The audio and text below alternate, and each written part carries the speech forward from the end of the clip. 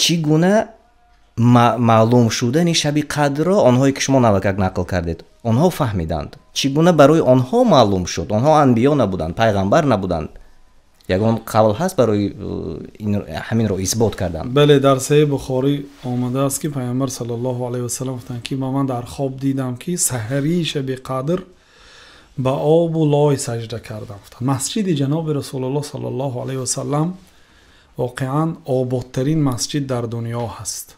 از اونجا صحابه ها تعلیم گرفتن. مسجد پیامبر صلی الله علیه و سلم یک ختم کننده های برآورد که خدمت آنها و قوت اخلاص آنها و قوت دعوت آنها تا ما امروز من بینید در تمام اطراف دنیا، در مسجدهای اروپا، در مسجدهای امریکا، در مسجدهای تمام کشور دنیا مردم شب قدر را عبادت میکنند، تراویح میخوانند، تهجد میخوانند. از کجا آمد؟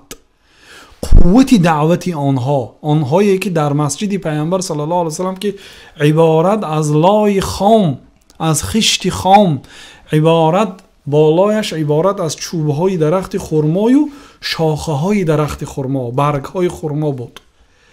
و مسجد رسول الله صلی الله علیه و سلم عبارت از یک زمین شغل میده، سنگ میده داشت، خاک بود. و مسجد پیامبر صلی الله علیه و سلم عبارت از خاک قالین گلیم نداشت. بنابراین روزی جمعه کسی که سنگچه بازی کند نماز جمعهش بیکار میشد. وقتی که انسان میشنه در رو بروش سنگچه است، همون سنگچه میگیرد به دستش. وقتی که به همین چیز مشغول میشد خطبه جمعه رو 100% نمیفهمد. کسی که اگر این بازی رو کند جمعهش بیکار میشد. گفتن برای چی این گپ گفتم؟ برای اینکه آنها واقعا مسجدشون خیلی خاکسارانه بود و بالاش هم شاخی درخت خرما بود. وقتی که باران بارید شب 21 بود، وقتی که این گپ را گفتن انا همین شب بود.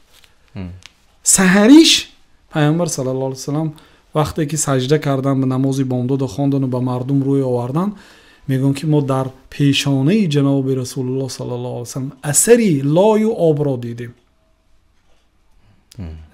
در یک شب پیش گفته بودن که من در خواب دیدم که سحری شب قدر به آب و لای سجده میکنم.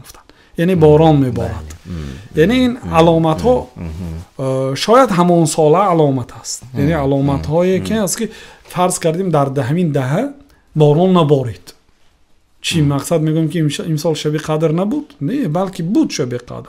یعنی این علامت ها شاید معلوم میشه، شاید معلوم نمیشه، شاید دو شب همین خیل میشه. بعد کدام آن رو معین میکنیم؟